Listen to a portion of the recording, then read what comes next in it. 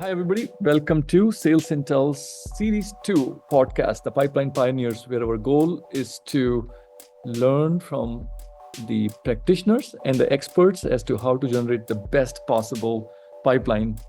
We at SalesIntel believe that generating pipeline is a team sport. It takes a village to come together to build a pipeline that ultimately converts into revenue. You can't just outsource it to BDR organization or AE or marketing. All of us have to come together. Today, I'm excited to have Kristie Jones with me. Kristie, welcome to the podcast.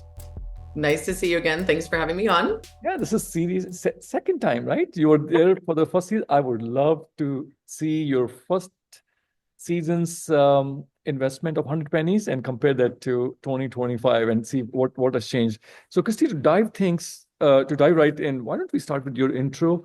Tell the audience about yourself, your business, and how in your role do you help influence or generate the pipeline for your business? Absolutely. I am the founder of Sales Acceleration Group. I've been in business. I'm in my 10th year now. And I wrote a book since we talked last in 2024, Selling Your Way In. So Congratulations. I really live in the B2B SaaS world, mostly with early stage startups. And one of the most important things for them to do is build pipelines so they can generate revenue. And that's normally what's lacking. So I spend a lot of time helping my clients build their pipeline by doing, like you said, I believe in, I used to say I believed in a third SDR, a third AE, and a third marketing. I've changed my opinion about that over time, but I totally agree with you that building pipeline and generating that pipeline that will generate revenue is a team sport. That's great. That's great. Thanks, Kristie. So, to generate the pipeline, you need to find your ICP, right? And towards the end of my first season last year, I had go-to-market leaders come in and say, you know what? We're trying everything. Things aren't working. And then it dawned on us, like, did you define your ICP well? And you know what? Many go-to-market leaders, they don't define or refine their ICP, often enough. So tell me about your take on defining the ICP. How do you advise your customers to look at the ICP? How often should they refine it? And what data-driven tools or approaches that you recommend them to take to define the ICP? Yeah, good question. The majority of my clients don't have a lot of humans, as I say. And so one of the biggest problems I see when I walk into a client is they think they're going to solve the world's problems and they have two AEs. So I'm like, we have a human resources problem. And so I work with a lot of companies to really get very narrow about their ICP. And in some cases, I start with the own your backyard strategy. Again, you can't be all things to all people, but why wouldn't you want to have customers right in your backyard that you could potentially see regularly, invite to events, invite to dinners, those type of things. And so I'm working with a new client who's over in Dubai currently. And I said to her, what would you say if I told you that I just want us to work with 250 prospects? Yep. Less And is more. Yeah, right? Less is more. And she goes, ugh. And I'm like, let's see if we can do it. I said, let's see if we can build an ICP so specific that there truly is only 250 people that fit the criteria. And so we set out to do that, and it forced us to just go in Texas, right? And it forced us to narrow down. She's in a behavioral health, community health type situation in mental health care and her services. And so I said, I'm only going to let you pick one. And she was like, okay, behavioral health. And then I said to her, okay, well, how many practitioners? And she goes, fewer than 20. And I said, but more than how many? And she's like, 4. And I said, great. And so we did this exercise. And then I gave her the homework. I said, now between now and when we meet next, because I'm helping her build out her processes and playbook, I said, you need to go see how many people fit this criteria. And if we have 2,500, then we haven't done a good job yet. And so I told her, I said, there's two things, pick a swim lane and own it. And then you must bring discipline to the table. Because when you have scarcity in your pipeline, panic causes bad decisions. And the next thing you know, you've let non-ICP prospects into the pipeline, potentially to become customers. And then you have a big problem, because if you're doing everything right, once you really get specific about your ICP, then the product team starts to build a product for Yep. just those people. People, that's And right. so when you sell to non-ICP, all of a sudden the product doesn't work because it hasn't been designed to work for those people. That's right.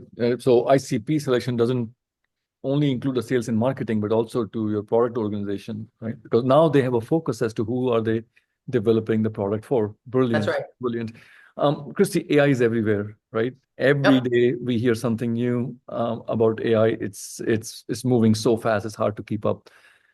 When it comes to pipeline generation, where do you see AI impacting? Which phase of pipeline generation do you think is going to get impacted, where we are going to see real value? Mhm. I think it's still top of the funnel. In fact, I just got off a debrief call with a sales team that I'm playing fractional sales leader for, and I used the example that I had today. So the CEO had reached out to me. He had a list of 6 CEOs he wanted to connect with at a conference in San Diego that's happening in 2 weeks. And he said, "Can you help me figure out how to get them to say yes to a 30-minute meeting?" And so I started my research, and I found that 2 of the 6 were on the same podcast, an industry podcast. So I was 7 minutes into listening to the podcast that was an hour when I stopped myself and realized, what am I doing? And so I opened ChatGPT, and I have the paid version, and I said the prompt, hey, I am looking to connect with, I gave him the whole thing. And I said, this person did a podcast for this, with this podcast. Can you please listen to the podcast for me and summarize the key points that the prospect I was looking for talked about? They gave me 3. And I said, are there any others that you think are relevant with the guise of fill in the blank? And then I got 8 more. And from there, I was able to build a super custom outreach. So one of the points that the guest had talked about got my attention, and ChatGPT had given me the link, right? So like, hey, at the 17-minute mark, this is when they said this. So then I just had to listen to that. And then I was able to craft a very custom email outreach. And I did that. And I was able to do 3 of the 6 today because 2 of the guys were on the same podcast. So I used the same prompt and put them to the podcast. And then the other one, they found a YouTube video. ChatGPT found me a YouTube video that I could listen to and then Nice. build an email from that. So I would, what would have taken me, I mean, I don't know, 3 or 4 hours to customize, Yep. I was able to do 3 in under an hour because I had the information, and then I kind of crafted my template. So I was doing the fill in the blank situation. Yep. So I think, and that's what I talked to the sales team about. I said, because we're doing some mass outreach to lower level influencers to gather information to then go to the decision maker. And I said, there is no reason why we should be trying to figure this out on our own. We should be feeding that information into ChatGPT and saying, based on all this information that I've already gathered from my influencer, what should the main points be when I reach out in a very personalized and custom way to the DM? Yeah. So a lot of account research, right? That's where you're seeing A the lot. biggest ROI in And I think like, note taking, right? Your note taker being pumped right into your CRM system, then you can then copy pasting that and saying, hey, make me a summary email of our conversation today that I can send to the prospect. So like for me, it's all about efficiency. It's an efficiency tool and finding more and more ways to just be more efficient. Yes, make your go-to-market team be more effective. That's great. That is great. Well, so you define your ICP, you figured out your AI hacks and AI tools to get your teams to be more effective. And then the next question is, where do you invest your dollars? Which channels, right? So let me switch the gears here. We're gonna give you 100 pennies, Kristie, I just know like that's last so nice year. of you. Just like last year, we're going to give you 100 pennies, Oh, and your goal is to figure out how to use these pennies, right? Where to invest these pennies, which growth channels, with the goal to generate enough pipeline to hit the numbers. So yep. in 2025, where are you going to put these pennies? I am going to, I'm going to put 25 pennies into product development. All right. So we have a denomination of 20. So Okay, so I'll put 20, I'll put 30. I'll actually put 30 into product development because all right. I think as AI becomes more important, Yep. product development becomes more important, and companies are going to have to improve their product and be more AI centric Sure. than they may be today.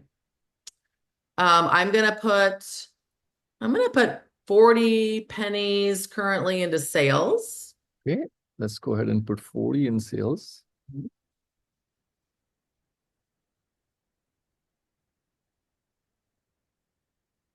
Mhm. I'm gonna put 20 pennies in marketing and 10 in events. My opinion is that marketing owns events. So to me, that's 30 pennies under marketing, but I'm gonna put 20 in marketing and 10 in events. I think that in-person conversations are going to become more and more critical as a differentiator. Yep. And I think that, again, as the world is moving so quickly, as you mentioned, I think that companies are starting to invest in sending people back to conferences. And I think even if you're not, even if you don't have a 10 by 10 and you're spending money that way, spending money to send someone to a conference just to, again, gather information, sit in on breakout sessions, learn what the trends and what are going on. I think that's going to be critical. Yeah, couldn't agree more with you, because everybody knows that, you know what, they're in some sort of cadence and AI is generating the email. And it's just a matter of time where you have recipients of the emails also put the AI agents to parse through that, right? And then we'll see machine trying to sell the machines. So couldn't agree more with you that the human touch, that meeting face to face is going to become a lot more important and a lot more effective. All right. So let's see. You put 40 pennies on the sales. Can you double click on like why 40 pennies on sales in 2025? Yeah, I think I really think that not enough AEs. So I think you need those people, right? You need the AEs, but I am hiring for my clients more what I'll call full cycle sellers than ever before. I'm hiring a lot fewer SDRs. I'm hiring a lot more people that are going to need to prospect, build their own pipeline, close their own deals. And I think there's a lot to that. I think self-source deals, as I call them, close at a higher rate. They close more quickly. And I think they're better customers. I think every time you hand that off, there's a risk there, from marketing to SDR, from SDR to AE, from AE to implementation team, from implementation team to customer success team. Like those are all like breakage points. Yep. And so I want to put a lot of investment into the sales team, not just people, but the tools, the training. I think when we started down the AI path, I think the science of sales became so much more important and out of balance with the art of sales. And so I want to use some of that money in sales to provide professional development training. This is great. So this is how your peers have invested so far, right? I'm going to overlay your data on top of it. When you look at this comparison, Kristie, what surprises you? How few people are investing in sales. Like a little bit terrified, actually. And again, not knowing if they're B2B or not, but like community-led, very surprised. Partnership-led, not as surprised.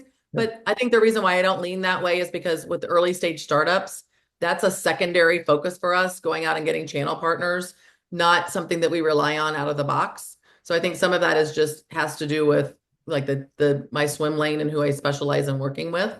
Yep.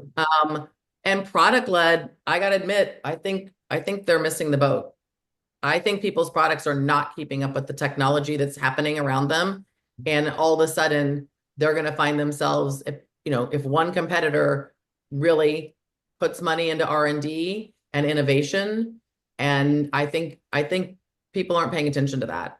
No, I couldn't agree more with you. At the end of the day, all SaaS companies are product companies, and your product has to stand out, has to be differentiated. Kristie, thank you so much for joining us here. I'm sure our community is going to get a lot of value and some nuggets from your wisdom that you shared here. Perfect. Thank you so much.